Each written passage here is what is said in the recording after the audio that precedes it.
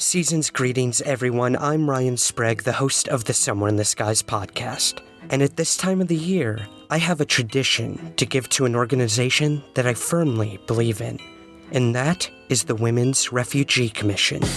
The Women's Refugee Commission improves the lives and protects the rights of women, children, and youth displaced by conflict and crisis. They research their needs, identify solutions, and advocate for programs and policies to strengthen their resilience and drive change in humanitarian practice. There are currently more than 66 million persons forcibly displaced worldwide. So let's help make change this holiday season. For the entire month of December, 50% of new Patreon subscriptions, book sales, and sales of any Somewhere in the Skies merchandise will be given to the Women's Refugee Commission. I'm so excited to have increased both the percentage and opportunities to help this amazing organization. And by supporting the show, you will too. So head on over to Patreon and become a member at patreon.com/somewhereskies. Buy the Somewhere in the Skies book on Amazon. Just search for it by title or by name, Ryan Sprague. All Somewhere in the Skies merch is available at teepublic.com. That's teepublic.com. And search for the Somewhere in the Skies store. Thank you for helping. And I'm wishing all of you a very happy holiday season and a bright new year. And now, on with the show. Today on the show, we journey deep into the Black Vault with John Greenewald. The fact that Mr. Elizondo is out there and he's talking about this and it's open, that to me shows that this is it's a real program. I have no doubt about that. But it's a very probably not so secretive program that some people want to believe. The secret UFO study, or the Pentagon's secret UFO study that obviously hit the media, I think at this point is largely embellished.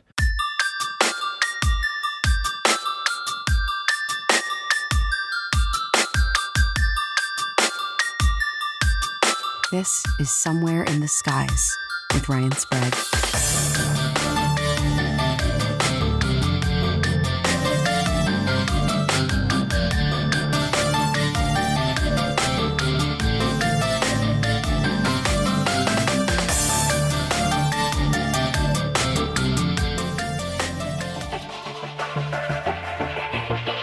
Welcome to Somewhere in the Skies. I'm your host, Ryan Sprague.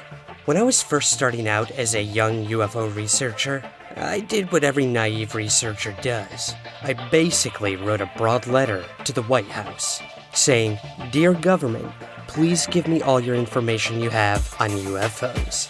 Little did I know, getting information about UFOs from any type of officialdom was much, much harder than I anticipated. And that's when I stumbled across the Black Vault. It completely changed the game for me. With more than 2 million pages of documents to read on nearly every government secret imaginable, the Black Vault is known worldwide for getting down to the truth and nothing but. Every document in its archive was obtained through the FOIA, or the Freedom of Information Act. Begun in 1996 at the age of 15, John Greenewald began hammering the U.S. government with FOIA requests to obtain information. The Black Vault is the result of that nearly 2-decade effort. Today, we talk about what documents are most important pertaining to UFOs, the rise and possible fall of AATIP and To the Stars Academy. And then Greenwald shares explosive news about a batch of documents he recently obtained in regards to behavioral modification and MKULTRA-like experiments undertaken by the CIA. I hope you enjoy. John, thank you so much for finally joining me on Somewhere in the Skies. Oh, it's my pleasure, man. I'm excited to be here. Great. I've been waiting so long to do this. I've been a huge fan of your work for many years now. I've listened to countless interviews you've done, seen you on TV, and you are doing something in this field of quote-unquote ufology and beyond that very few people are willing to do, and that's to dig deep into the documents that we have on these things. Sort of the only things we can put in front of people and say, look, these are facts. You can't really argue this. So I'm really excited to dive deep into that tonight with you. Yeah, same here. By all means, fire away any question you got. I love documents real quick based on what you said. I love documents just simply because I've always said the documents don't lie. Even though they could contain a lie, what I mean by that is you don't need to take my word for what I say. I can slap the document in front of you and there's actual proof about, this story or this claim or that claim. Whether or not, there's lies within the lines, that's something else. But that's why I love documents, because you just can't refute them being so official. That is a really, really good point. And for someone like me, I actually come from the other extreme. I rely solely on witness testimony, the people having these experiences. And, that's kind of my ufology. And when people ask me, they're like, well, where's the data? Where's the evidence? And I tell them that's not my thing. That's not what I do in this field. That's not my contribution. I like to interview people and get their testimony. And no, I can't back it up. I can't prove it. But sometimes that witness testimony is all we have to rely on to at least start to investigate and research something. So when you have someone like me on one end of the spectrum and someone like you on the other, all we can hope for is that we meet somewhere in the middle. So yeah, I think that's what's beautiful about this field. Sometimes we both know that there's a lot of ugliness as well. But that's right. But yeah, finding that common ground is important. So that's why I really wanted to bring you on today, because there's some documents and not documents that I want to get into with you in a little while here. But before we even get to that, I do want to ask you, you recently on your show, The Black Vault Radio, you had Jeremy Corbell on, the filmmaker. I did. Yeah. Yes. I recently interviewed Corbell as well, right before, like you did, the film premiered, the Bob Lazar Area 51 and Flying Saucers film. I did have the pleasure of attending the LA premiere here a couple nights ago. And dude, 1,600 people showed up for this thing, for a UFO documentary.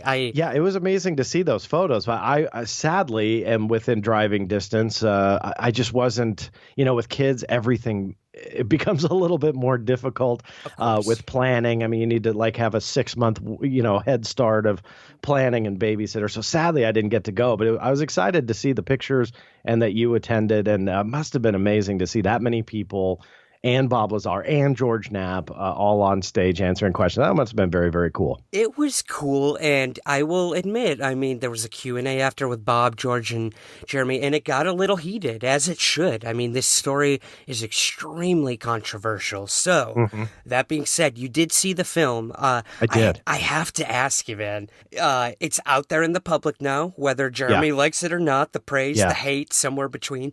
What do you think of the film? Where do you personally stand on the whole Lazar story? And maybe even, what did this film do for you, if anything? Well, let me first say this. I am friends with Jeremy. I have a lot of respect for him. As you know, I work in television as well and have made a lot of documentaries and work for History Channel, Discovery Channel. And I have a lot of respect for those who make programs and produce, because it's a lot of work. I may not ultimately agree with the message by the end of the hour and a half or 2 hour, but I have a lot of respect for that. He's also very good at what he does. He has a great storytelling sense, and I complimented him when I did the interview with him, and I meant this, and I'll say it again now. He's got a knack for really getting into the human element to these stories, which I'm sure, just knowing you, resonates with you as well, because there's people behind these stories, and a lot of times you trash those people.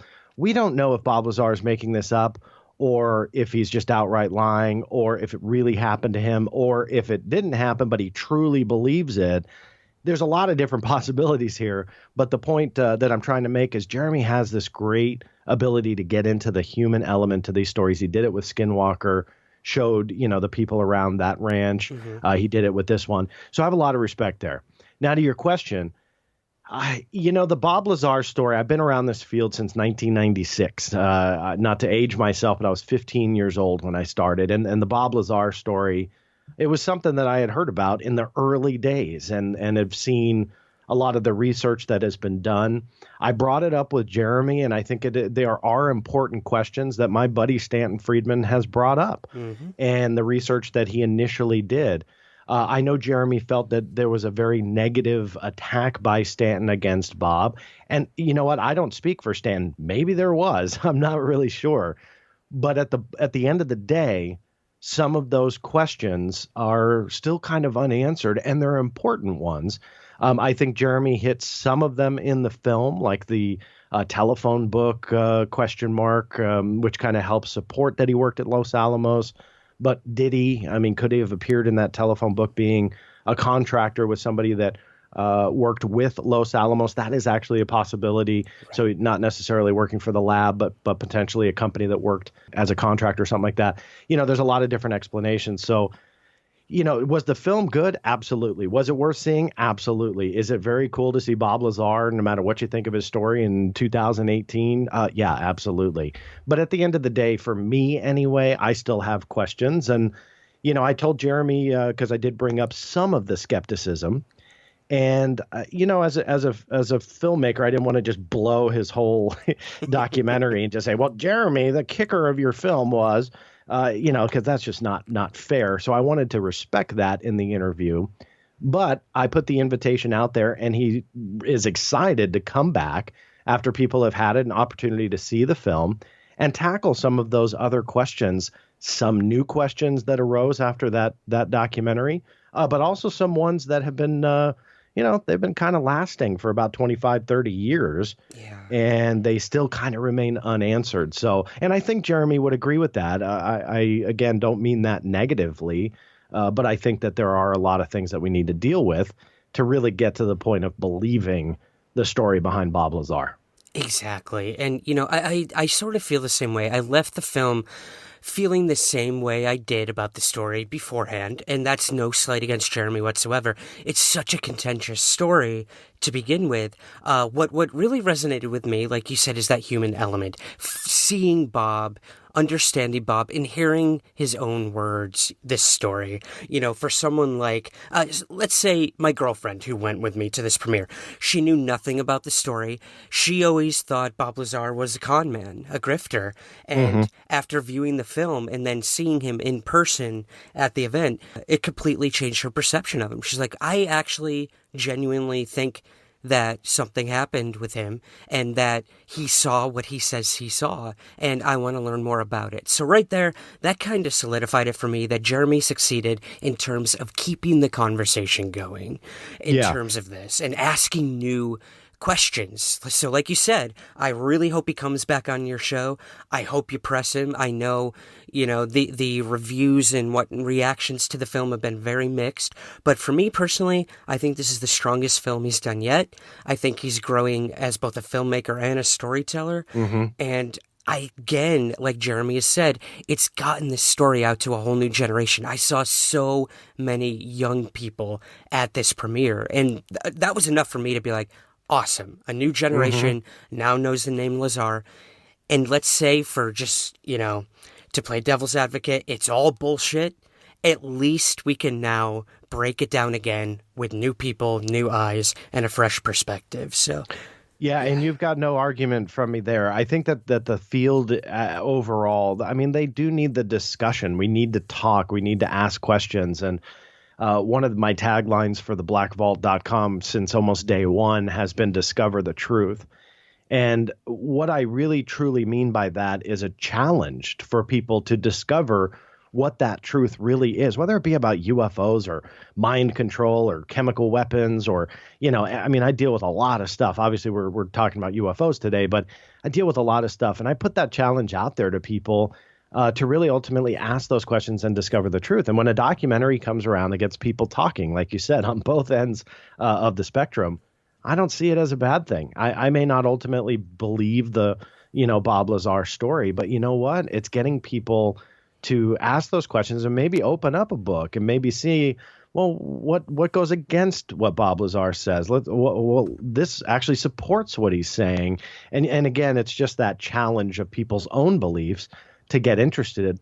Because let's face it, I mean, when you just keep hearing, I work in television, so I hate to trash it, but you watch certain television documentaries and you see the same stuff like over and over. And then, you see the same stories. And what kind of drives me nuts, and I won't name names, but as the years progress, quote unquote, new evidence comes out on cases that are like decades old. And it's like, well, wait a minute. Why didn't you remember that then, or come out with this then? Or, I mean, there's just certain questions that definitely arise when you start retelling those stories. And for the most part, it gets a little bit silly and tiresome to get through it. But hey, we haven't heard from, and I said this in my show to Jeremy, and maybe he might disagree with me on it, but Lazar has just kind of largely disappeared in this field. Yeah. And I don't mean just the person, in my opinion, more so the story. It just kind of like he came about. He was obviously global news 30 years ago, but then it just kind of died, and then people moved on. So that refreshment of that story, I think it's a good thing. I think it gets people talking. All right, Jeremy's gotten enough acknowledgement on this episode, Joe. Yeah, let's not talk about that guy anymore. Yeah, really. No, he is a friend of mine as well. So, of course I'm going to support his work. Do I agree with all of it? Absolutely not. But he's trying, and that's all we can ask for in this field. So, in terms of trying, for some of my listeners who may not be familiar with who you are, what you do, I never want to assume, we're always gaining new listeners. Could you sort of explain to us the inception of the Black Vault and what it is, where it came from, and where it stands today? Sure.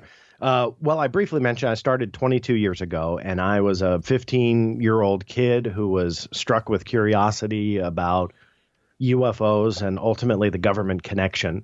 I made the very stupid decision when I was very young, although it ultimately led to one of the best decisions of my life, to believe that if anybody was going to tell me the truth behind UFOs, it would be the U.S. government.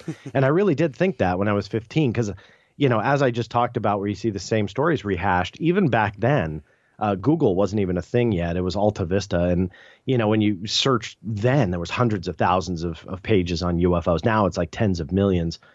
But you see the same stuff over and over. And I just started researching using the Freedom of Information Act, U.S. government documents to see what I can get. I read about a document. I don't claim to discover this. This was written about for years. In fact, I think it came out before I was born. About the 1976 Iran incident. And this was something that really piqued my interest, being that teenager with a curiosity. The website that I found this one document on, and there was nothing else. It was just this, if I recall, that they had this 4-page document on. And it really reads like an X-Files episode. I mean, it really, it describes multiple UFOs shutting down various F-4 Phantom jets. It just was a really amazing story to read, again, from 1976. And it said it was an official U.S. government document, and I didn't believe it. I had never heard of what was called the Defense Intelligence Agency at the time, or the DIA. I mean, we all hear about the CIA or the FBI, and, nowadays much more about the NSA. But DIA is back then was not really talked about that much. So I thought, okay, this got to be bunk. And I filed that FOIA request, and that 4-page document came verbatim, word for word, into my mailbox. I read it. It was real, and I was hooked from there on out. I created the blackvault.com back in 96. I modeled it after actually what I was looking for. So when I read that document and they said you can file this FOIA request, Freedom of Information Act request, I thought, what the hell is that? I don't know what the hell that is. But hey, government's going to send it to me for free. Why not? And so I, sent it off. When I realized it was real, I ran back to the internet and thought, okay, well, logged on my AOL 1.0 for DOS, I think it was, but looking for anything else. And to be honest with you, there was nothing. So I modeled the blackvault.com after what I was looking for and what I was trying to find. It just didn't exist. And so I made it, and I just started scanning documents. I started filing the FOIA requests and started getting, hundreds, which turned into thousands of pages on UFOs. And then I expanded to everything else. Here we are 22 years later. I passed well over 2 million pages early this year. Wow. So there's 2 million pages of government documents on there to download. And it's all free. I mean, I don't charge for it at all. And people can go on and you don't even need to register. You just start downloading, and it's become fairly popular. I mean, it serves about 16 to 25,000 people a day. which are unique people. The hits is hundreds of thousands every day, but the number of people that log on to the website is about 16 to 25,000, depending upon the day of the week. And it's amazing. I mean, it's amazing to see how much interest people have in discovering the truth, and Right. logging on and downloading this information, whether it be about UFOs or, anything else. It is amazing to see those numbers that people actually do still care beyond their, 75-word tweet or whatever the character limit is now, that they care to read. And that's a very encouraging thing to see. But that's what the Black Vault is. And I have done it now for 22 years and probably won't stop anytime soon. I assume it wasn't an easy sort of, bell curve. There was probably a lot of learning to do. I mean, I tried to request certain documents and I get back nothing because I would assume I'm, first of all, not doing the request correctly. I'm not going to the right agency. And that's sort of something I learned from you. The only documents I've ever received were, again, about the Tehran incident, and I learned that from you. I knew where to go, what to specifically ask for. So how was that process in learning who to actually reach out to? You can't just say, "Dear government, tell me what you know about UFOs." It's just, It's not that easy. They don't necessarily have the time or the wherewithal to answer every request. So if you're not putting the work in, they're not going to either. Am I correct in that? Well, by law, I mean, the process is it sucks to learn. I'm just going to be blatantly honest with you. The process works, but it sucks to learn. And what I mean by that, there's a lot of, different hoops you got to jump through. And it's like playing a game that the government made up. They're making the rules. They're the referee. There's no instruction book. And you just kind of got to figure it out, and you're trying to win. I mean, that's really the easiest way to describe it. That by law, you are afforded the right that they need to respond. Now, if you didn't word your request right, they'll reject it, and that's fairly frustrating. But you have to find the happy medium that you're descriptive enough that they will process your request and ultimately you sent it to the right place. But not too descriptive where you file a request and you only get the 1976 Iran incident document. And so you have to kind of skate that line that if you're too specific, you're missing out on stuff. If you're too broad, they'll reject it and tell you to go away, or you'll have to, refile. So there's definitely a learning curve. But once you kind of start using it, you realize that it does work. Some agencies, you're right, they won't say that they'll accept a request where you say, give me everything you have on XYZ. But you learn how to ask for certain things and what type of program are you researching or what type of topic are you researching. You learn for different workarounds to that. I call them broad stroke requests. So a broad stroke request, give me everything on UFOs. Well, since so many people have done UFO requests over the years, many agencies actually will process that, like the CIA or the DIA. For the most part, they'll process it and give you everything because they've already done the searches. The documents have been discovered before. But a lot of times they omit things, and you have to, again, read between the lines to see how many pages are they withholding. And it really is like this giant tree that branches off. You file that FOIA request at your trunk, and it just branches off into multiple different FOIA requests, different directions to different agencies, and it just keeps going and going. So it's a learning curve. I'm not going to lie, but it's well worth it because you make discoveries in some cases that no one else has ever found before. Because those broad stroke requests will omit certain things, you got to learn like what possibly could they omit? And you just have to dig and dig and dig until you finally get that little golden nugget. But one of my favorite lines in a movie was searching for a needle in a stack of needles. And that's wait, here's some trivia. Do you know what movie that's from? No, I have no idea. Saving Private Ryan. Yeah, I thought you were going to get that. But it really proves true to something like this where you're just kind of searching for that one document in a mountain of information. But when you find it, and in some cases where you find thousands of them, it makes it very worthwhile. I can only imagine. And I mean, I came across one on your website that you've stated is possibly the most important UFO document you came across in terms of the Air Force. Is this something that you could sort of run us through here, this Air Force instruction? Yes, the Air Force Instruction 10-206 is what I believe you're referring to. Yes, yep. In my opinion, this is one of, and I'm not trying to pat myself on the back, don't get me wrong, but I think it's one of the most important finds that has never been out in the UFO field and arena since I had discovered it back in 2000. It's been a long time. The short way to explain this is you have to understand what the government wants you to believe about UFOs. Not what the government documents say, but what they want you to believe.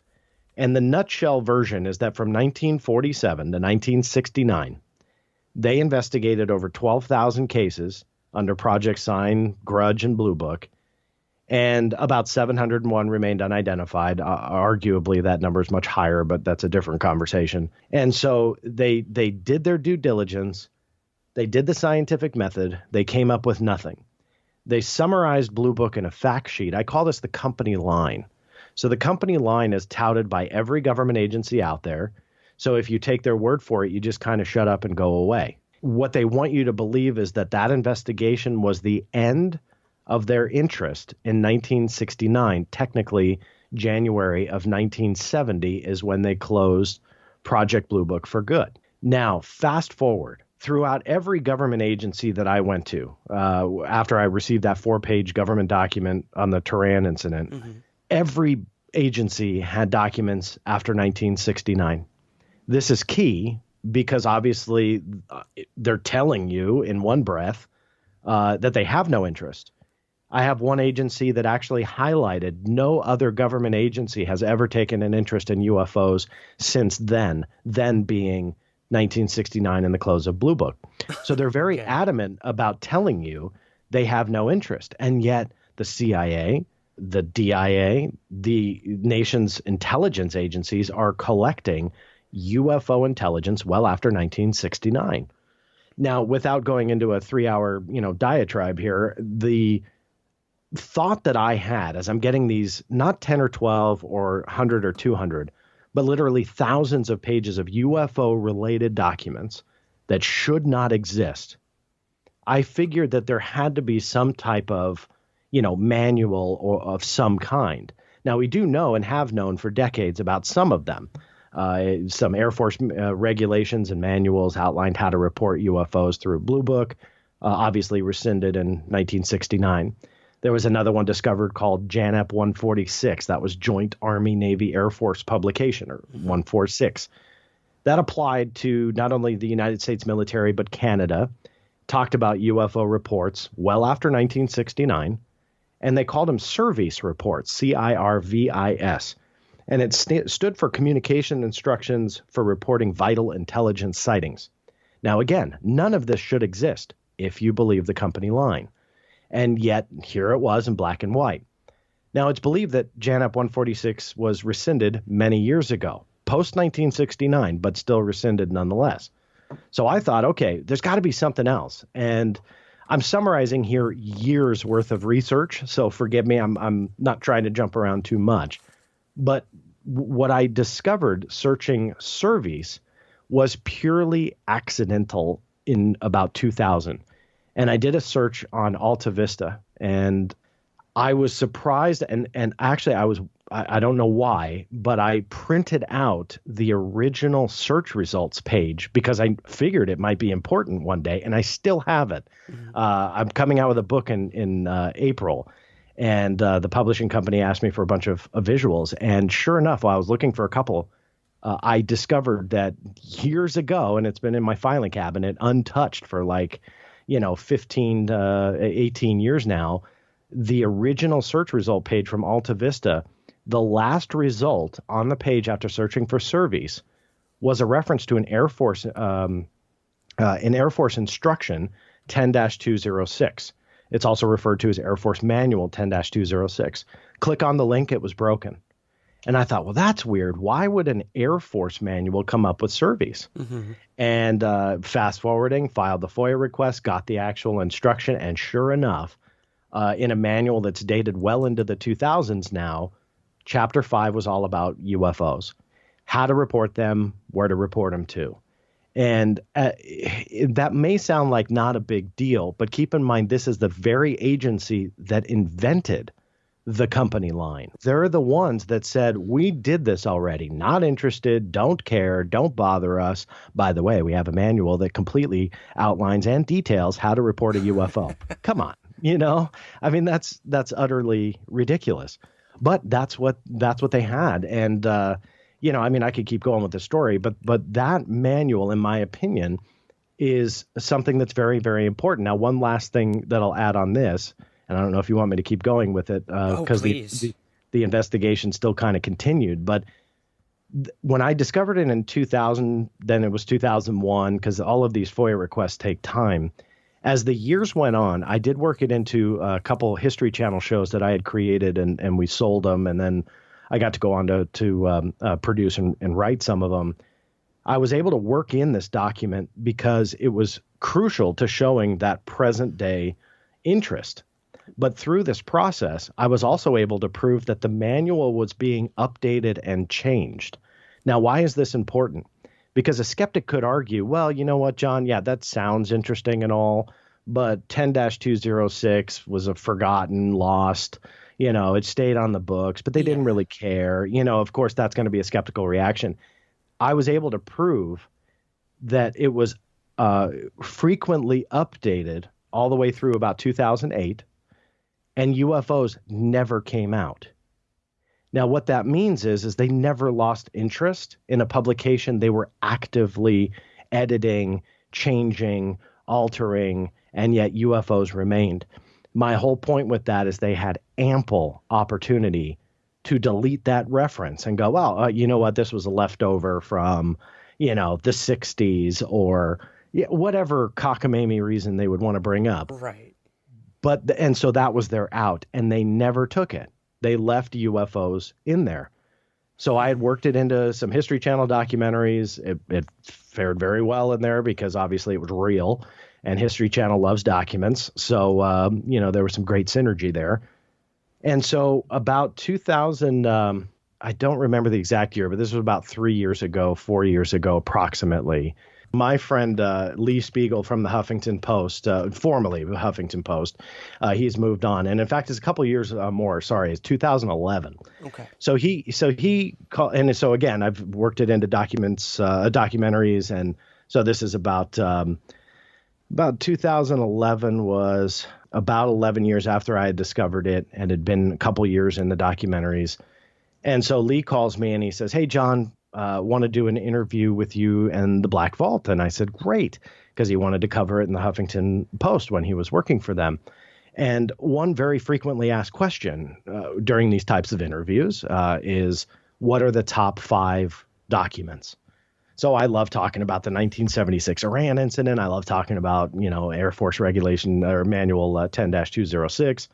And I selected a couple others. 10-206 stuck out to Lee as something very important. And rightfully so. I mean, it is. Mm-hmm. So he does what any good investigative journalist would do. He picks up the phone. He calls the Pentagon for comment. Nobody wants to talk to him. He leaves a message. A couple days go by. He's still working on his story, and they never return his call. He's called a couple times. And I remember I talked about this also. I had him on my show because it's such a cool story. But it was a Friday night. I was visiting my sister.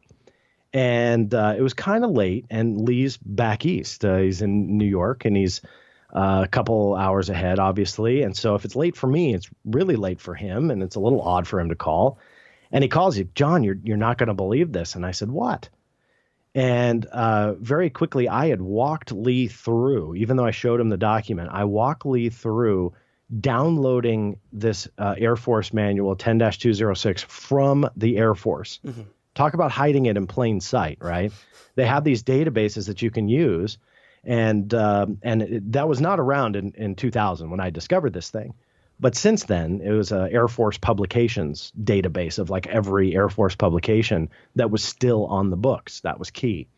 And so I walked him through downloading it, and he was pretty impressed by that the Air Force has this on their website at this point in 2011, and anybody can download it. And so he goes back to download as he's finishing the story, and Chapter 5, which was all about surveys and specifically mentions UFOs, was gone. And I heard, so he tells me this over the telephone, and I'm not really by a computer. And I said, okay, to myself, I'm thinking he just messed up. Right. You know, he downloaded the wrong manual, clicked on the wrong link. So I said, Lee, let me get home. I'll double check. And sure enough, Chapter 5 was gone. It was just completely erased. And the new Chapter 5 was about hurricanes.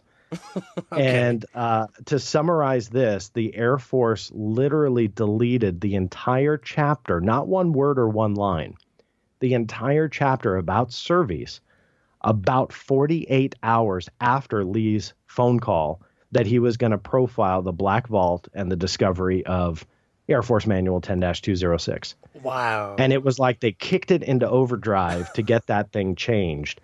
And so now I filed a FOIA request for all of the change logs, because every time a government manual is changed, there's logs.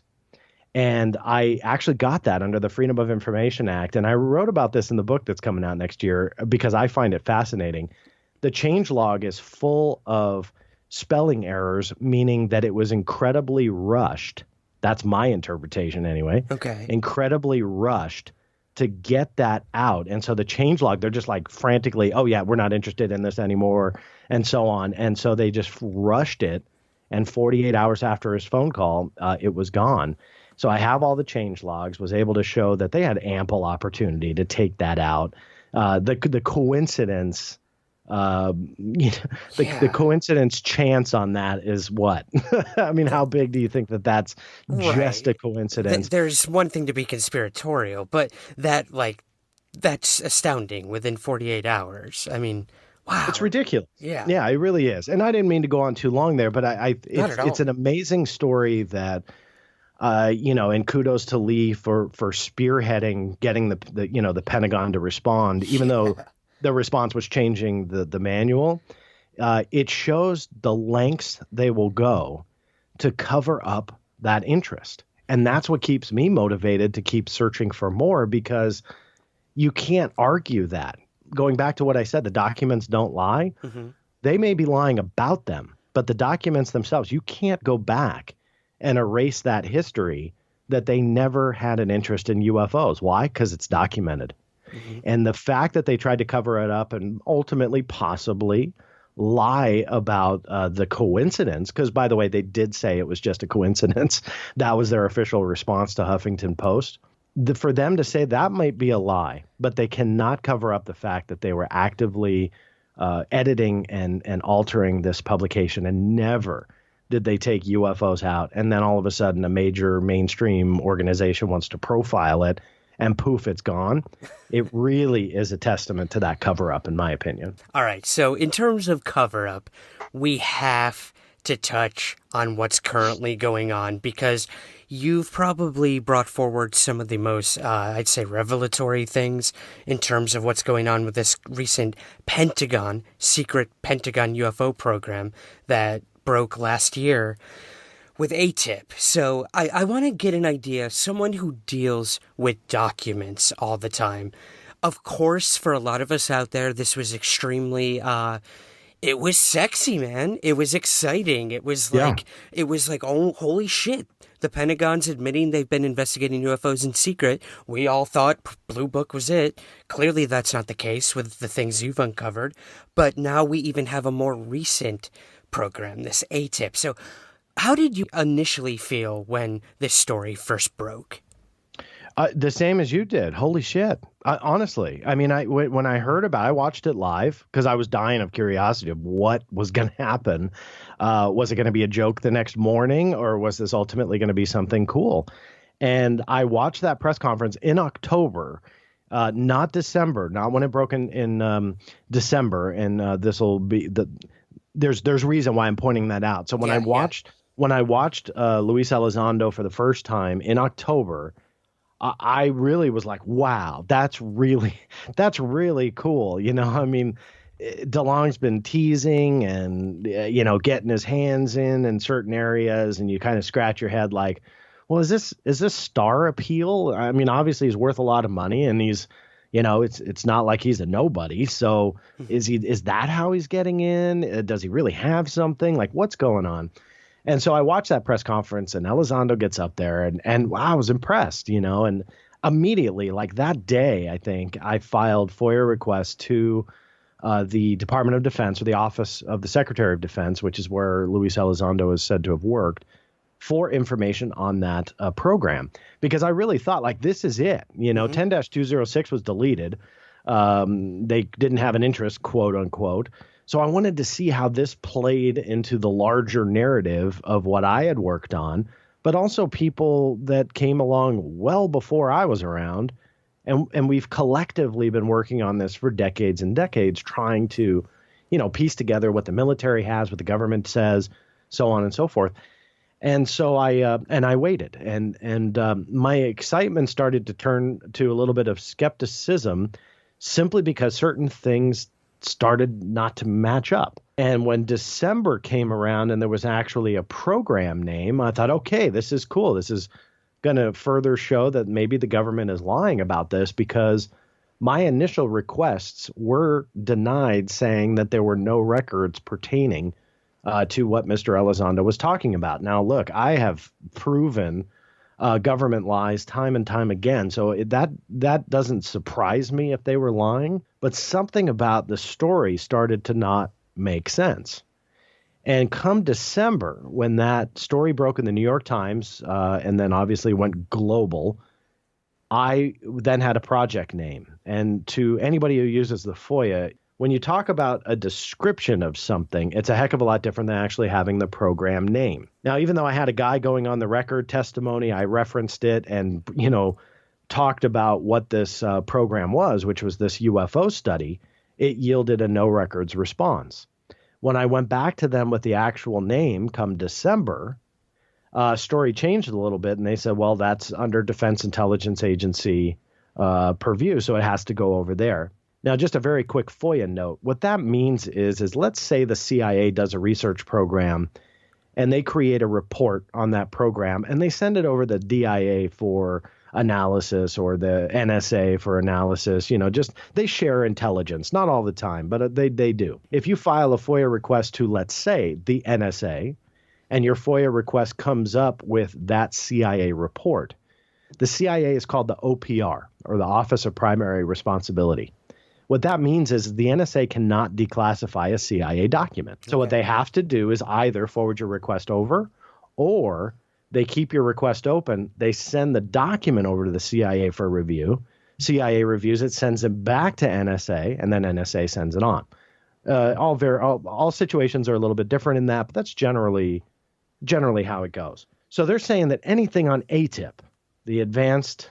Now, this will bring up my first skeptical red flag. I know exactly what you're going to say. Yep. Yeah.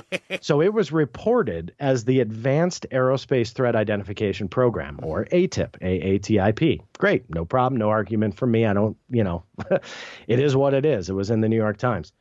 So I called at this point, because I had the FOIA request filed, and I called the press office. Now, I was working on producing a documentary that sadly I can't give you all the details, but I mean, it's the honest truth. That's why I called the press office. I've worked with them before in various networks like History Channel, like Discovery Channel, like National Geographic. So I had called over there, and I was developing this program and producing a pitch. And so we were working on this story, and I felt that AATIP would be a prime aspect to this specific story. And so I called the press office, and a very nice lady had answered, and I said, hi, I'm so-and-so. This is what I'm working on. And I said, just kind of curious, like, what you can give. Do you have any press statements or anything about the Advanced Aerospace Threat Identification Program, or AATIP? And she goes, oh, no, you mean the Advanced Aviation Threat Identification Program. Mm. And I said, well, I'm not going to argue with you, ma'am. I said, but it's all over the media as advanced aerospace. She said, no. It's aviation. You mean AATIP. And that was actually the first time in mid-December when this all broke. I'm not claiming to be the first one. I'm not sure who is, but that was the first time I had heard that AATIP was, the acronym was, that's how it was referred to by the military as AATIP. Mm-hmm. And that was like an official thing. But she was adamant about saying aviation. So I thought, well, wait a minute. Well, wow, did the New York Times get this wrong? Like what happened here? It sounds like semantics, but to the military, you don't get the name of the program that you're working on wrong. And I quickly realized that it was Mr. Elizondo that was saying the name apparently wrong. Now, I tried to find motive for the government to be lying about this, and there is none. I mean, like, why would they care if it's aerospace versus aviation? Does he have motive to lie? Not really. Is he mistaken? Possibly. Yeah. Could it be because he's not who he says he is? Possibly. Could it be he wasn't in the position he was in? Possibly. So that kind of set up a red flag. And I had reached out to the Stars Academy and asked them what division or what they call a component of OSD that he worked in. The reason why that's key is then they're telling me on one hand, the military is telling me on one hand, oh, this is a DIA program. But Mr. Elizondo says, well, I worked for the Office of the Secretary of Defense. And when I figured out what component he worked in, that was not DIA. Now, why is that important? Well, if there's a CIA program, you don't have Joe Schmo run it from NSA. Right. Why? Because it's a CIA program. None of that started to make sense. So it's like, well, wait a minute. You can't have a DIA run program from somebody in another office. Now, in fairness, everything is all Department of Defense. So everything is under that umbrella. But so is the Army, so is the Navy, so is the DIA, so is the OSD. I mean, and the list goes on. So that really doesn't mean much. Again, when you drill down, it didn't make sense that he was heading this, program from within the Pentagon, within OSD, and yet it was a DIA program. So, look, I can keep going, but it started the red flags, and I tried to reach out to the Stars Academy after the avalanche of media publicity that they received to ask for an interview. Not only was I producing that show, but I also wanted him to just kind of go on the record because his story was incredibly intriguing. Yeah. And I felt the questions I had easy answers at first. And so I reached out to them. And I was strung on literally for 4 months, if you can believe that, before they finally told me no. Okay. And I thought, well, look, I'm not Larry King. I'm not, Tucker Carlson. I get that. Like that, that's fine. But there are these questions that I could help them reach an audience that, if given the correct answer, would probably be happy to invest. But I wasn't the only one starting to ask questions, because then all of a sudden there were a lot more, and the story got a little bit weirder and a little bit more convoluted. And then I think the general public was starting to see a organization or corporation, in this sense, that was claiming to end or want to end government secrecy around something. But all they were offering was more secrecy. They were releasing videos and blurring evidence and blurring documents and this and that. There could very well be an explanation for all that, and that's fine. But I think that the general public started to grow with skepticism on whether or not these guys were truly doing what they claimed they wanted to do. And I think that that's why they probably didn't reach their goal of $50 million. That was their original goal. Yeah. They took off the counter, but it's estimated they raised about $2.5 million, I think it is. And here we are. I mean, we're here almost a year from when the story broke of AATIP, but well over a year since To the Stars Academy was kind of formulated and reaching out. And, there's been some really cool things like the videos. But at the end of the day, there's no context. We don't know what they were. Yeah. And I've done a lot of FOIA requests on that kind of stuff. And there's a lot more red flags than what I brought up already. But I don't want to take over your show. And I feel like no, not at all, John. I mean, this is very important because a lot of us researchers who were all for this when it first started, we are starting to taste that skepticism more and more. And I think another good point you brought up in previous interviews I've heard you give is the chain of custody documents. Yeah. Everyone's claiming well, this should be it. If we find out where the videos came from, we can then start to dig deeper. But tell us a little about, have you ever heard of this sort of a document, a chain of custody to UFO footage? They claim, no, I haven't. To quickly answer, they claim they have chain of custody documents, quote unquote, chain of custody, that prove the declassification of these videos that the DOD had released. The 3 videos that To the Star Academy has put on their website and ultimately, broadcast on quite a few major networks and so on. When I had talked to the Pentagon myself and asked them about those videos, I can say this because it's public record, but her name is Major Audricia Harris, and she's one of the official spokespeople of the Pentagon. So I'm not talking about a paper pusher who happened to answer the phone and it's some no-namer who was just guessing. This is the actual major in the Pentagon who gives the lines to the press, that gives the official statements. When you see official statements in the New York Times or the Washington Post or wherever, generally it's her office that's giving them, or herself that is giving the statements. And I want to stress that because she says we never released those videos. We meaning the Department of Defense. And so that completely contradicts what Mr. Elizondo has said, that the DOD released them. Again, I have full faith that I will probably catch the government in another lie sometime in the next decade. So if that is what's going on here, then fine.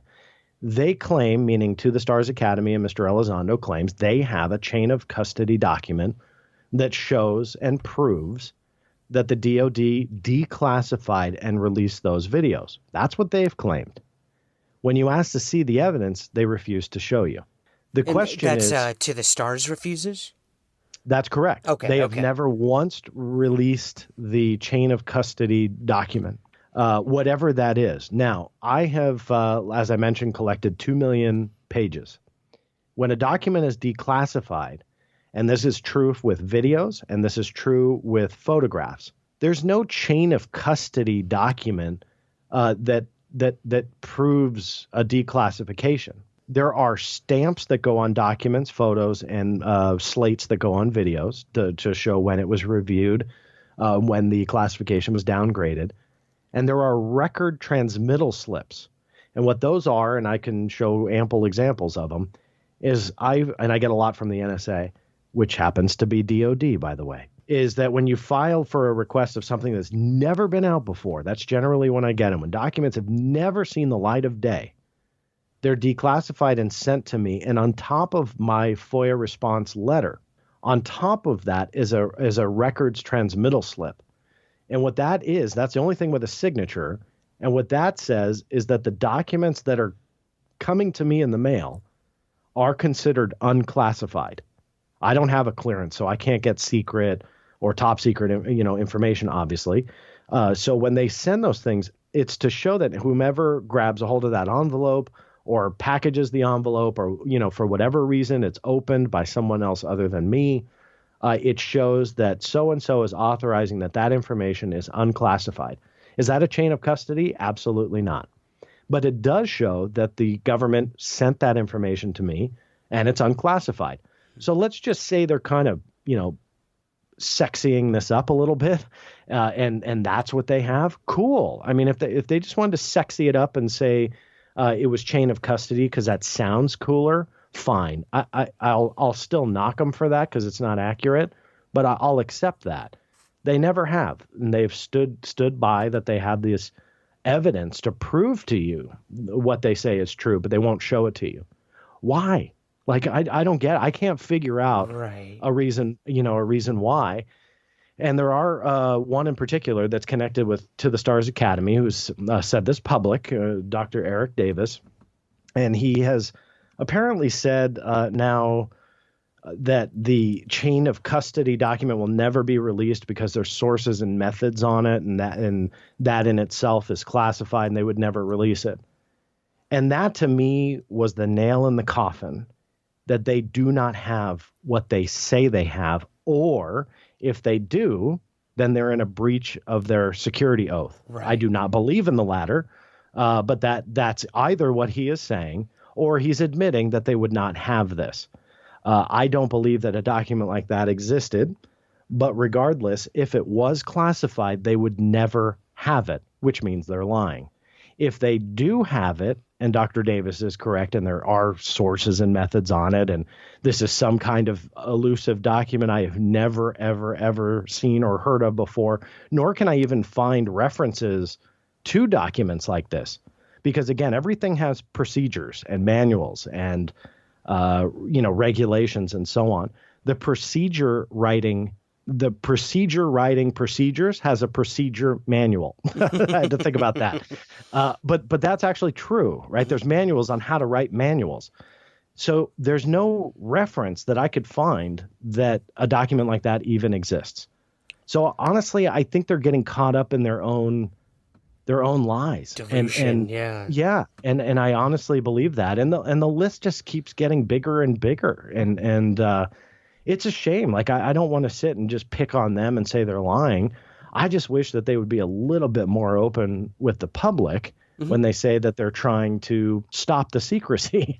None of this makes sense. Right. And I mean, the red flags just continue, John. I mean, I want to circle back to Elizondo in just a second, but another big thing with these videos, too, is we're not seeing the complete videos. We have absolutely no context. Yeah, we get these little text on the screen from To the Stars. This happened then. There's this. You're seeing it from this angle, from this camera.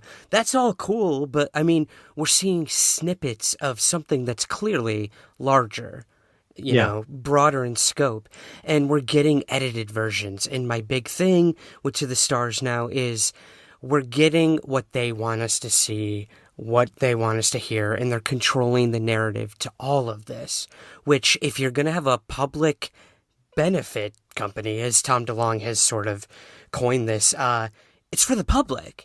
And we're paying for them to give us a quarter of the story. So, and I don't mean me. I am not a financial supporter. I chose to stay away from that as an objective researcher and journalist. But it's interesting. And as in terms of the red flags, Elizondo. Now, I know you don't deal with documents that could be leaked and whatnot. You deal with declassified documents. Highly respect that. Do you have any opinion whatsoever on this supposed resignation letter of Mr. Elizondo's? Yeah, it wouldn't surprise me if it was real. I know people picked on it a little bit for spelling and grammar. Is that a red flag? Kind of. But to be honest with you, I'm sure that probably is a resignation letter of his, and it wouldn't surprise me. So I'm not going to argue it. I will say this, though. I filed a FOIA request for the resignation letter and actually received a no records response. Okay. Now, I'll defend Mr. Elizondo on this one. This is a longer, legal, boring answer, but the short of it is there is, and it's been fought and argued in the Supreme Court, that under the FOIA, can you get a resignation letter? And the answer has been determined generally no. And this actually goes back to the resignation of Donald Rumsfeld during George W.'s administration, just for a little bit of history for you. And the FOIA request flew in for that resignation letter. It was ultimately denied and literally went all the way to the Supreme Court to argue whether or not that in itself was a government document or that in itself was a personal document, which would be ultimately exempt from the FOIA. So just a little bit of history there for you, for you on the FOIA. So I'll give him a pass on that.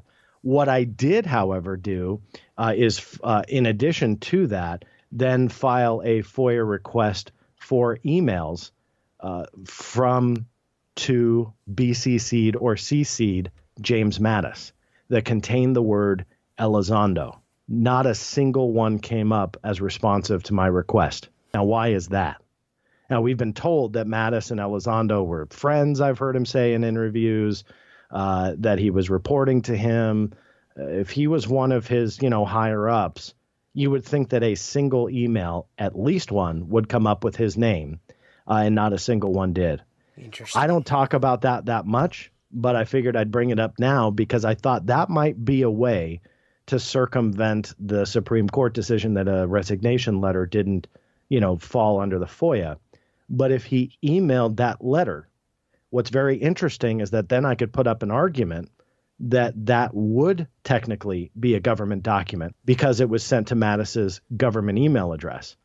And so that was one of those ways that I was trying to kind of circumvent what had become case law to try and then go in and say, okay, well, maybe this will not only come up with his resignation letter, but maybe something else. Maybe somebody wrote Mattis totally unrelated to Elizondo, but said, hey, did you hear what this guy Elizondo is saying? And boom, that would come up under my request. And so you find these little tricks to kind of get around it. And according to the Office of Secretary of Defense and the Joint Chiefs of Staff, there is not a single email that comes up with the word Elizondo from January, and I did January 20th, 2017, when Mattis went in. I believe it was the day through the data processing the request. So if he was in active communication, active duty, and he was communicating at all with Mattis, which is kind of what we've been led to believe in some of the interviews, that not a single email was brought up, and I was given a no records. So a lot of those types of red flags make me question, is he telling the truth? I'm not saying he's lying. I'm just questioning, why are all these things coming up as red flags? And then you do have the statements, by the way, that we haven't talked about, but you do have the statements by the DIA that said AATIP was not a UFO program, and it is being heavily embellished by the media. And so you have, when you prove a government lie, because again, I know I've said it like 3 times now, it won't surprise me if it comes out they're lying. But you generally don't have this absolute stern in writing statement. And I should also say Major Harris put everything that she told me over the telephone in writing. So I can prove that with an official record of AATIP that they have AATIP's name wrong, that they never released the videos. And she put a couple other things in the email as well. But in essence, it was a firm in writing statement that no one can contradict at this point. Now, whether or not if she was lying, okay, fine. But generally with government lies, they don't comment on things. Right. I mean, that's because they don't need another example of them lying, right? And I'm not talking about just by me. I'm just talking about in the general consensus of the globe. The Pentagon doesn't need those problems. So if all this was bunk and Elizondo was telling stories, generally the government doesn't get involved. It's like the Corey Goods of the world, the Andrew Basiagos of the world. Like, does the government really have to hold a press conference and say, no, we did not go to Mars with Obama and so on? No, of course not. They leave it alone. However, with this, they put the firm statement out there. No, sorry, that's not the way it is. No, this is not real. So obviously they're putting a statement that can come back and bite them out there, not just to me, but to multiple now news agencies, and they're putting it in writing. Generally, you don't see that when you catch the government in some kind of a lie. Right. And they're really going out of their way to say AATIP is not what we're being led to believe. If it comes out that they're lying, I would actually be surprised now, just because it's gone to this point and to this level. The documents are largely, according to former Senator Harry Reid, the documents are approximately 80% unclassified. Now, he said that in an interview. I know George Knapp was present, I believe. And Harry Reid had said that verbatim, 80%. If that's the case, we're not dealing with a very highly classified topic. There's classified aspects to it, but it's not very highly classified. And so I think that furthers the proof that this is getting embellished. And I think I'll bring up Edward Snowden as my, final thought, and I'll pass it back to you. But I'll bring up Edward Snowden, that when you start talking about highly classified programs, projects, research studies, and so on, you end up hiding in a hole in another country because it's classified. The fact that Mr. Elizondo is out there and he's talking about this and it's open, that to me shows that this is it's a real program. I have no doubt about that. But it's a very probably not so secretive program that some people want to believe. The secret UFO study, or the Pentagon's secret UFO study that obviously hit the media, I think at this point is largely embellished. And there's evidence to support that too, but it goes into the heart of how AATIP came to be. And I found myself actually defending Mr. Elizondo on this.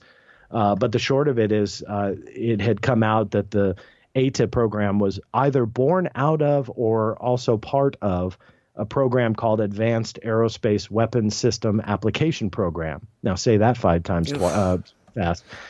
OSAP is how they OSAP. It's a hell of a lot easier to say. When you read the actual contract, bid for contracts, and they post these on federal websites that big corporations can go and bid on. Generally, when they're classified, they never appear. You can still download the contract proposal for OSAP on the federal government's website from 2008. And when you read through it, it's like not even close to a UFO research program. Mm-hmm. It's I'll put it simplistic. It's like the government hires a corporation to make an apple pie, and they turn around and they bake them a pizza, and my whole point with being simplistic on that is you don't change a contract when you're awarded that contract.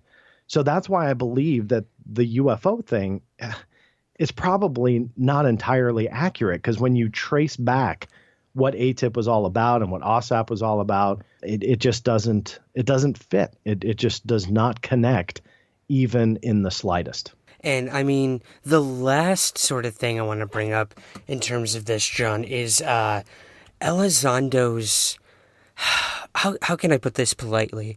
His lack of knowledge of UFO photos, his job, assuming that he actually did head this program about UFO studies. We're seeing hoaxed photos and CGI that he's sharing with the public. I mean, is this disinformation or just stupidity? It's just another there's so many red flags. I don't know what to make of it anymore. And I'm not either. Originally, just so your audience is aware, this all spawned from that original October press conference where I believe Christopher Mellon was at the mic, and they had a quote unquote UFO picture in the background. They were talking about a certain event, and it was a debunked photo of a Mylar balloon. Mm-hmm. Now, look, I know that you work in television. When editors, if they hired an editor, maybe they were looking at stock footage, they didn't realize they're not as privy to all this. I've tried to be so incredibly fair, because it sounds like I'm just being a jerk by trashing these guys for the last hour. And honestly, I'm really not trying to be. I've never talked about that Mylar balloon as evidence of anything. And I was on the air with Jimmy Church, and I know that it's bothered Jimmy, and Jimmy was kind of pressing me about it. I said, look, man, mistakes happen, and there's enough red flags to let that go. However, then Mr. Elizondo, Tom DeLonge, they fly to Italy. They do this, presentation to some UFO group. Of course, it was kind of embellished, I think, on Instagram or Twitter or something by DeLonge. It kind of made it seem like it was some secret, meeting. And of course, it's a UFO group. Yeah. He's very good at doing that. And if it works for him, cool. But it's getting tiresome for a lot of people that, really want to see if these guys are making a difference and getting involved and so on. Mm-hmm. And so somebody sent it to me that it had live streamed and recorded. I didn't watch it live, but it was recorded. And I thought, okay, that's cool. So I started watching a little bit. And it's brutal to watch, only because Mr. Elizondo is a great speaker. So I'm not going to take anything away from him. It's brutal to watch because you have a translator. So it's 1 or 2 sentences from Mr. Elizondo, then you got to wait for the Italian. And then, so it's brutal in that respect. And but that being said, they came to a part about the 1952 Washington UFO sightings. And I knew from working in television, there's a lot of one very misunderstood photo, which is largely attributed to the 52 sightings, which actually was taken much later and the quote unquote UFOs are actually lens flare reflections from the lights on the ground, and you can match them all up. Yep. So the photos are real, but it's not from the 52 sightings. And then there's a very overused CGI animation, and I know that only because a show that I was on camera with, a show called Unsealed, they had used this very animation, and it's like a good shot or a CGI of the Capitol building with these like blue CGI UFOs going through the background. And look, I mean, you can look at it. It's obviously CGI, and it's used in television production and various productions, namely Unsealed. I know for a fact that I was on camera for that had appeared because I was talking through that segment. And that being said, that was a screenshot behind Mr. Elizondo when he's talking about it. And he turns around, and I'm kind of paraphrasing, but he did say it this sternly. He's like, and that is an actual photograph of the actual event. And I mean, and he's pointing it to like this, CGI still. And it's like a spit take, you're taking coffee, you just spit it all over your monitor. Like, what? Oh, why is that important? Well, this is the head of the secret Pentagon UFO study. And he can't, let's just say DeLong made the PowerPoint presentation and he had no idea. If you're heading a program like that, you should be able to look at it and go, well, actually, that's probably a representation. That's not an actual photo. There's actually no known photos or videos of the 1952 Washington sightings that are legit. And yet he, said, oh, this is absolutely real. It's like J. Allen Hynek looking at a photo of the moon with its craters and saying this is a UFO, right? That would just never happen. And yet here was another example. So to go back to what you were saying about like, is this disinformation? I don't play that game that often about disinfo and this is some kind of secret, agenda to mislead the public. After I saw that, that's what I started leaning towards. I'm not ready to make that claim. Don't get me wrong. But what other way is there to think when you have now a pile of red flags? And then on top of that, you have blatant, we can call it misleading. We'll just call them mistakes, I guess. But you have these just huge errors in public education. And these guys have the spotlight. More than me, more than you, more than anyone out there in the UFO field, they have the spotlight. And to be honest with you, they've collected millions of dollars. I did not invest either, and I know you did not either. But they've collected money, millions of it, from people like you and I that are interested in the truth, that do want to know more, and they're out there misinforming the public, not caring, not doing their research. However you want to look at it, any of those scenarios is bad, and that's what they're doing. And I think it's a shame. It really is. It is, and I mean, I was looking so forward to all of this, John. I really was. I thought this was going to be a big step forward, and every time I think that, it's 3 steps back. And those people who choose to ignore these things you've brought forward, and the hesitancy of many others as well, in terms of like their scientific research of, possible alien tech or materials. We have a lot of scientists coming forward and saying they're doing it all wrong. Like this isn't the way you do this. And then we have just everyone is shouting from the rooftops, be careful. And the people who aren't being careful are probably the ones, I'm going to be honest, who put money into this. And they're afraid to admit that they might have gotten a little in over their heads. And I think that's what has happened with this group as well. I think they're in over their heads.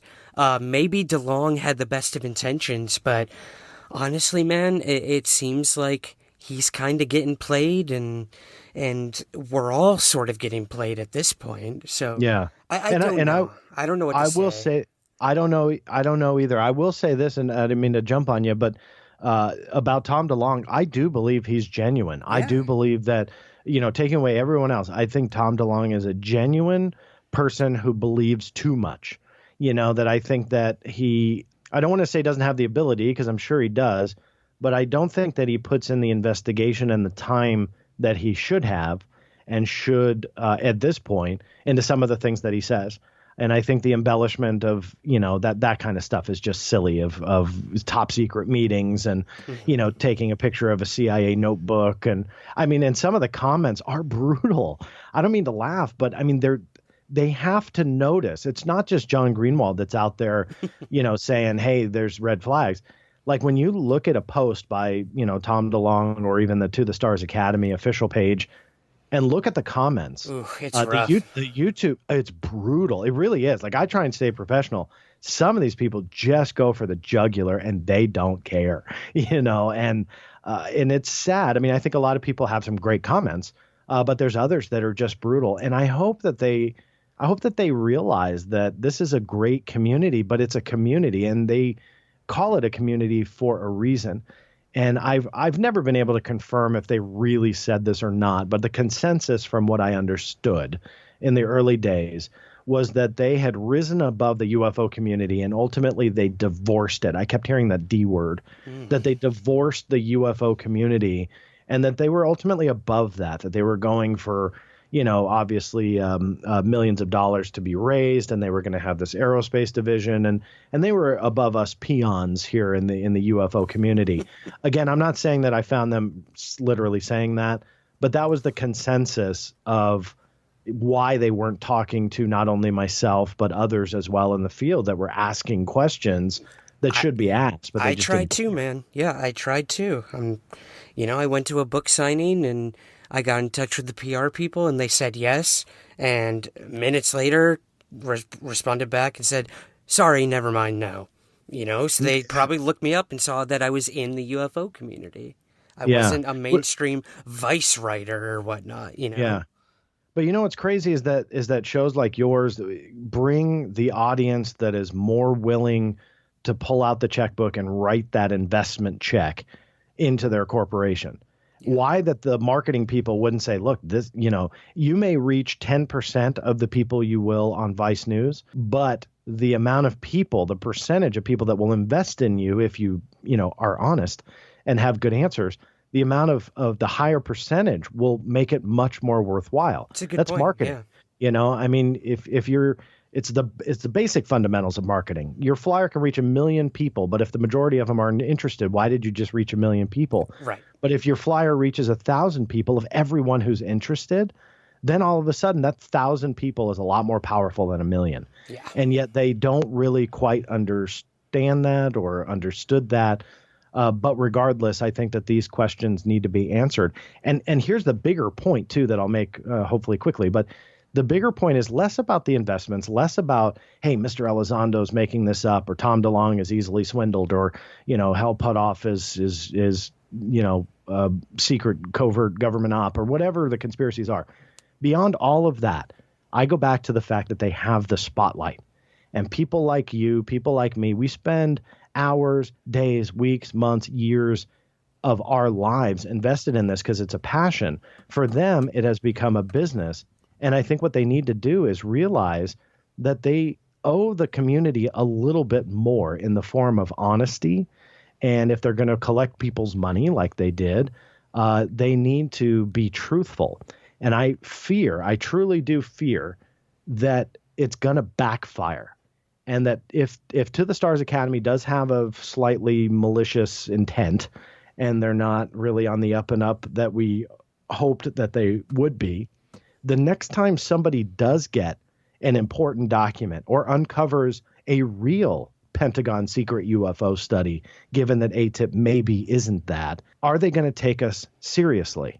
And that is ultimately what I think people are forgetting more than anything else, is the longevity of this story, and that if they are failing now, the media is not going to take it seriously tomorrow. Now, admittedly, are there more UFO stories? Sure. Okay. We can say that. Some people even call it the To the Stars or TTSA effect.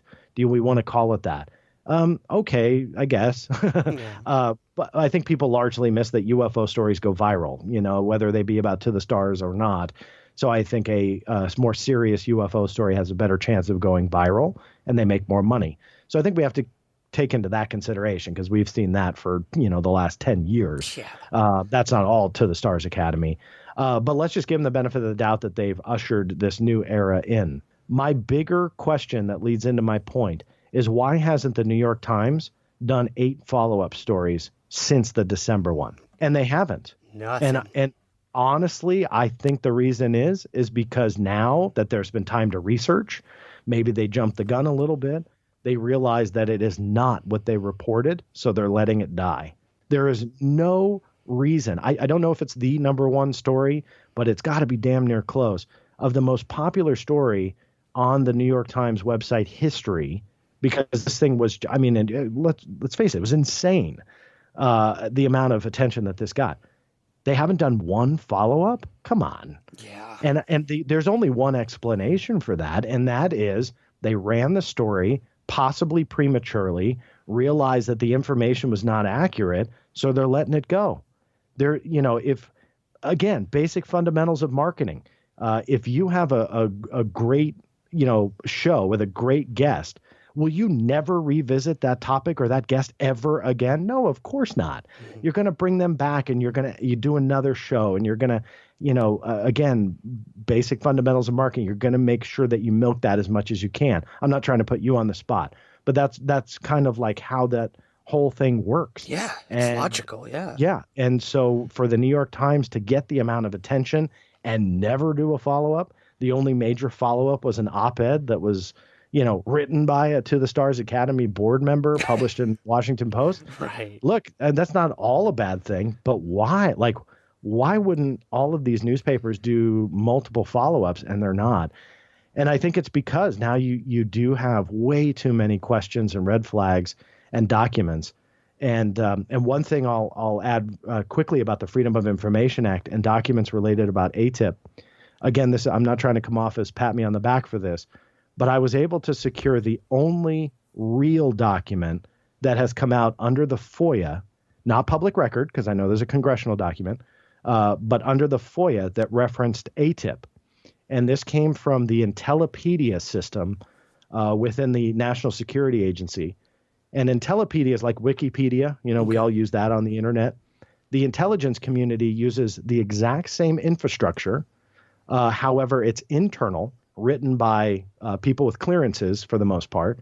There's 3 different systems of intellipedia, and it's like Wikipedia: articles, references, information.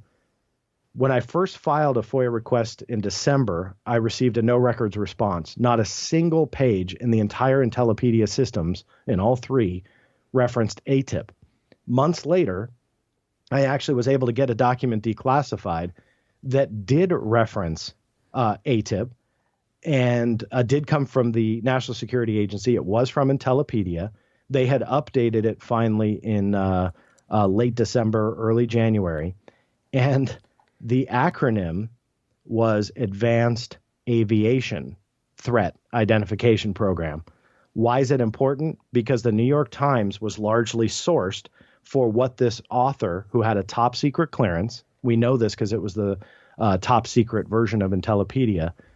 They had a top secret clearance. They wrote about AATIP, despite using the New York Times as a reference, which said aerospace. They changed it to aviation. Mm-hmm. Now, why is that? In my opinion, because that's the real name. And so that is an official, that's the only one at this point. Will it come out that it is aerospace? Possibly. And then, there's a couple people that hate me for bringing up some of these points will attack me on Twitter and Facebook, I'm sure, and say, see, we told you.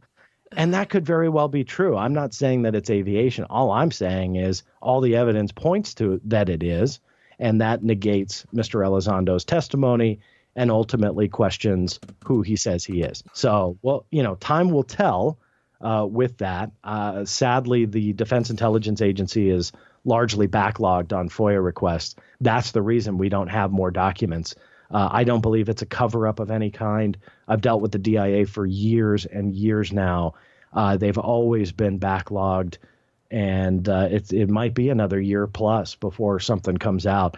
Not being a cover-up, but again, just because of the amount of backlog that they have. At this point, dude, all we can do is kind of sit back and see where this ship crashes. But maybe we'll get some good documentaries or TV shows out of it purely for entertainment purposes. So at the end of the day, that's what Tom DeLonge is. He's an entertainer. And if this is going to be the way to get some cool UFO shit out there, I'm all for it. But the way things are looking, I don't know. I'm interested, but like you said, we may not know for a very long time if there's any documentation on this. But I want to sort of wrap things up here in terms of documentation with something you recently obtained that you have been working your ass off for a very long time. So let's move away from UFOs. It's depressing the shit out of me in terms of To the Stars. And that's nothing to do with you. Pour a drink. Yeah. Sip that whiskey, my man. That doesn't have to do with you. It's the fact that there are so many red flags and we need people to point those out or we're doomed. We're all doomed to live this delusion. So let's move to something that is real, is factual, is proven, and that is something pertaining to the CIA and this Behavioral Modification Program. What did you find? How long did you fight for this, man? And what can we take away from it? The story actually goes back to 1999, if you can believe it. And my connection to MKULTRA and mind control was aiming to get not only those documents declassified, but ultimately put online. And don't get me wrong, I was not the only one fighting for this. There was a laundry list of people that were doing so. And finally, in about 2003, 2004, I was given a 4 CD-ROM set that what I was under the impression contained all 30+ thousand pages that were on mind control and MKUltra. Now, obviously, that's a show in itself, but the CIA had largely destroyed, by the direction of CIA Director Richard Helms, the majority, or what he thought, all of the MKUltra mind control experiments. The experiments were awful. A lot of times they were testing on people without their knowledge, ended up killing Dr. Frank Olson, who was a CIA scientist at the time, connected back to a test they did with LSD. It's an awful, but it's an amazing story. And a documentary on Netflix that appeared in the last year or two called Wormwood is on that it's on that very topic. And it was well done. They interview Dr. Frank Olson's son, Eric Olson, and to hear him talk about his dad and what he went through. And of course, the CIA labeled it a suicide, but there's a lot of question marks. Did the CIA throw him out a window? I mean, it really is a crazy story. So fast forward from 2004. So I dumped those 4 CD-ROMs on the internet. And that's kind of my connection to MKUltra. I, for many years, was the only place to get them. Now they've been copied and, put all over the place. But when they were first released, I had dumped them all online. And at the time, in 2004, it was over 1.1 gigs of information. Nowadays, that's like, wow, I can download that in 8 seconds. Back then, I mean, this was 14 years ago. It was a little bit different. So I had dedicated servers to host all that. I dumped it all online, and away it went. Mm-hmm. Well, in addition with those 4 CD-ROMs was an index. And the index was supposed to serve to show you all of the document numbers on all 4 CD-ROMs and break down what it was. I never went line for line. But fast forward to 2016, a researcher by the name of Oscar Diggs did go line by line and went through that entire 85-page index and matched up the thousands of images that were on all 4 CD-ROMs and compiled a list of missing documents. He sent it to me and said, this is what I did. I was like, wow, that's pretty amazing, actually. I cross-referenced it. It was about 308, possibly 309 pages. It was estimated to be a couple thousand pages, but there was no way for us to know for sure. I started spot checking it, and the guy was right on. I mean, the documents were not there. So I filed a FOIA request in March of 2016 for those 308, 309 documents. I had no idea that the CIA would push back and push back hard on getting a hold of those documents. And through the course of over 2.5 years, it took me a long time to prove to the CIA that those documents were missing. They claimed they were on the CD. So I went back and actually triple checked, and nothing was on the CD-ROMs. Now, why am I saying this? Well, if they were not on the CD-ROM and I was able to prove it, they would give them to me for free because I paid for those CDs, and I was told everything on MKUltra was on it. They said, nope, they're on it. They're on it. Fought. I finally had to create like a 95-page fax, literally, a fax of 95 pages that broke down the entire directory contents of all 4 CDs and proved to them that the documents were gone. All of a sudden, CIA changed their story. My FOIA case officer, they won't even tell me, and this is unheard of, he won't even tell me his first name. He won't even tell me who he is. And not the nicest person, would not acknowledge then that I was right. He then said, the reason why you don't have those is they're on behavioral modification, not on MKUltra or mind control. And I thought, well, that doesn't make sense. So to summarize, then again, this is going on for literally years. He then said, you have 4,358 pages that you need to pay for. Those were the missing documents. They were not on mind control, not on MKUltra, but rather this behavioral modification. And so I crowdfunded it, and Vice News covered it. My Fight Newsweek covered it. I raised the money in like a day. Wow. And so it wasn't a ton of money, but the kind of stuff adds up, Yeah. And so I sent the check. 2.5 more months go by. They sent my check back with a stack of pages, about 800 pages, all on mind control and MKUltra. Their letter stated they made a mistake, that the 800 pages were mine for free. And then all of a sudden, about 1,245 pages of that page count disappeared. They said, now there's only 2,316. So again, 1,245 disappeared. Mm-hmm. If that original 800, I'm giving them the benefit of the doubt. If that original 800 came out of that number, it's only 1,245. If it didn't, it's over 2,000 pages that just vanished. Then they said it's 2,316 pages. So I had to write another check, why they thought that they couldn't, cash my first one and, send me a check or something, at least process it or, do something. I mean, this is going on for years. Finally, in the last 2 weeks, I actually got the entire stack of behavioral modification documents, and they're pretty extraordinary to look through. They deal with hypnosis. They deal with mind-altering drugs, research that they were doing on mice, on dogs, animals, seeing what kind of effects that they can get. It's sickening in a way, but it's an amazing research to look into. I have reason to believe that the majority of these documents have never seen the light of day before. Mm-hmm. That there are project names in these documents that remain classified.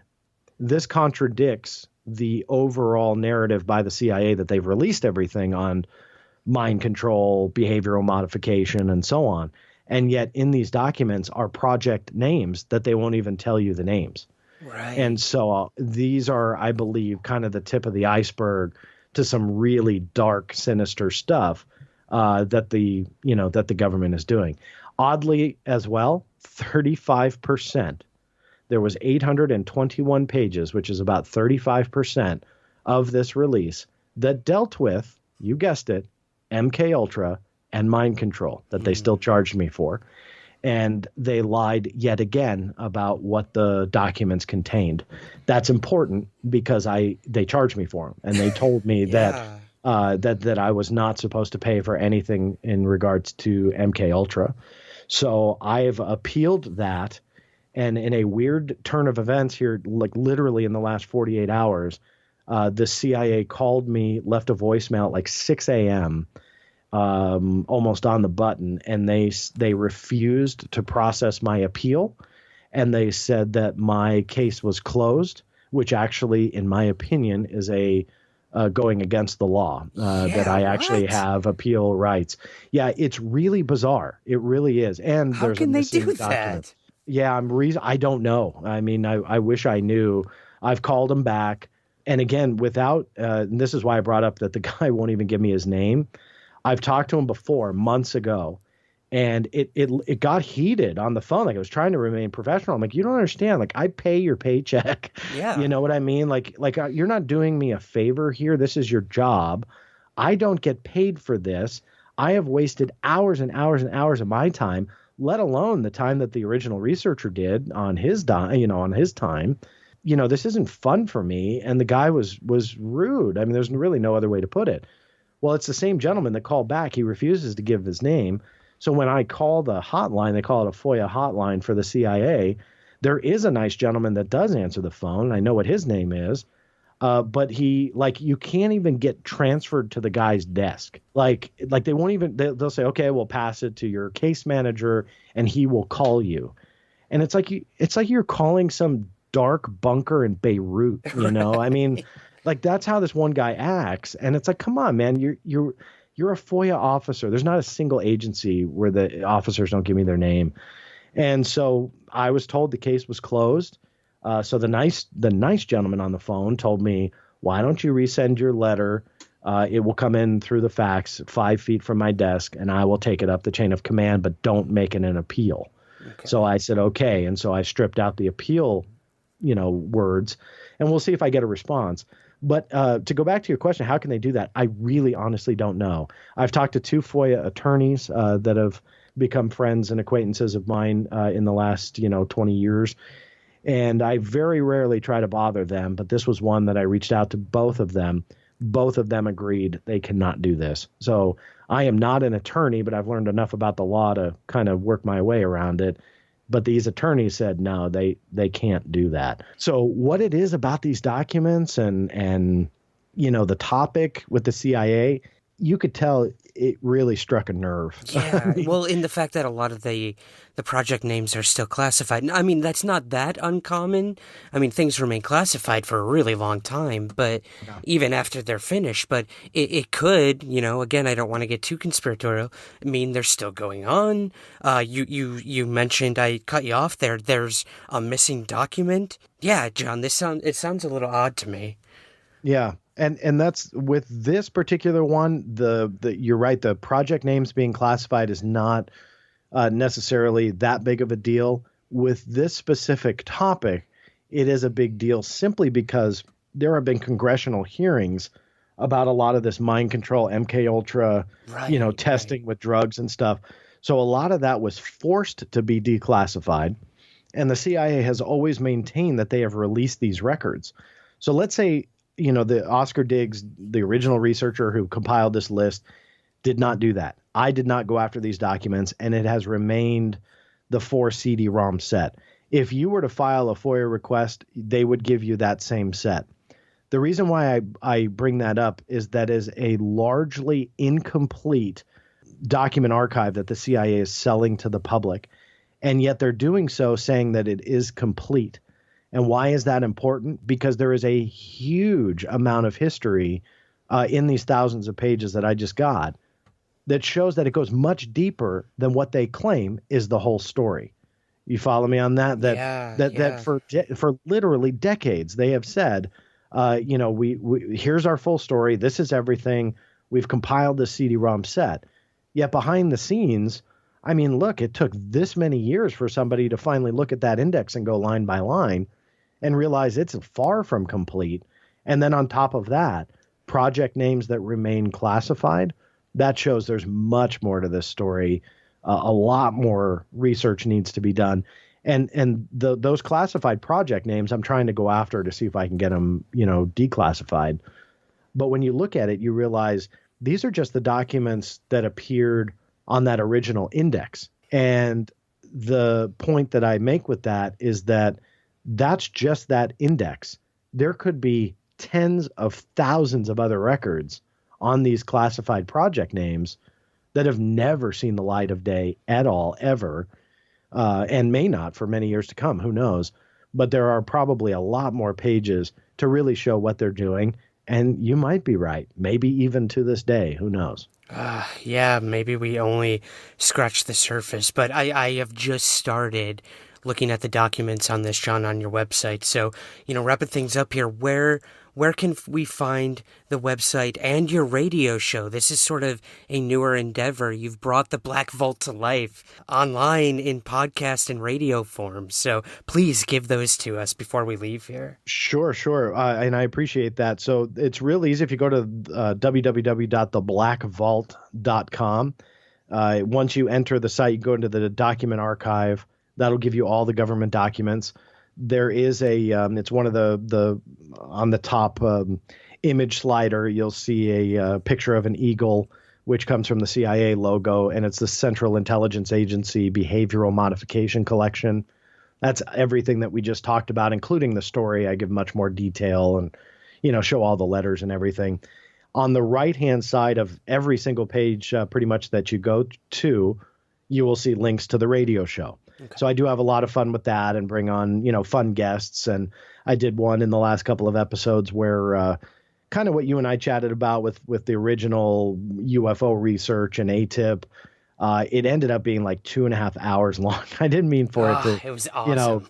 I appreciate that. But I just kind of did a real story, an expose based on documents, and the facts as we know it, all the way up to the claims of, Mr. Elizondo and what the Pentagon says, what he says, how in some cases they, collide and contradict each other.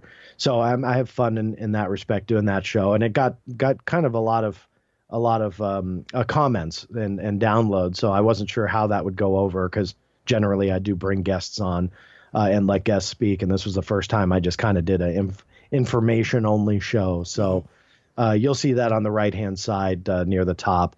You'll see the logo for the Black Vault Radio, and then you can download all of the episodes.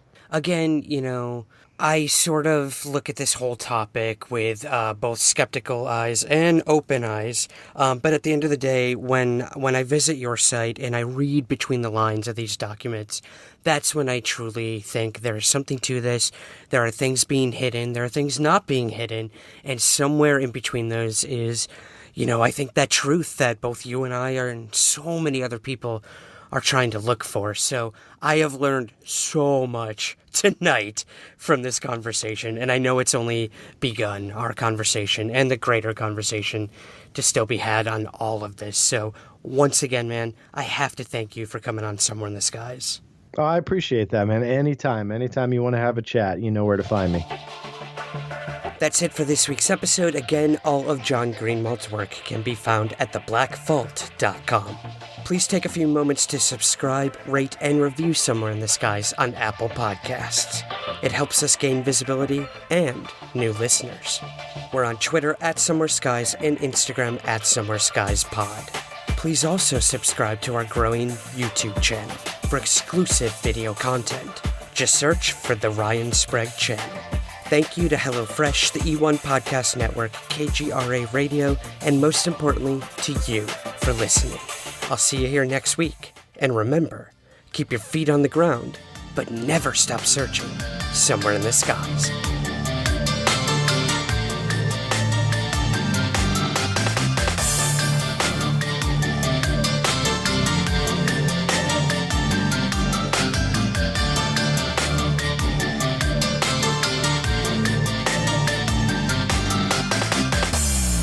Somewhere in the Skies is produced by Third Kind Productions in association with the Entertainment One Podcast Network. To learn more, visit entertainmentonepodcast.com.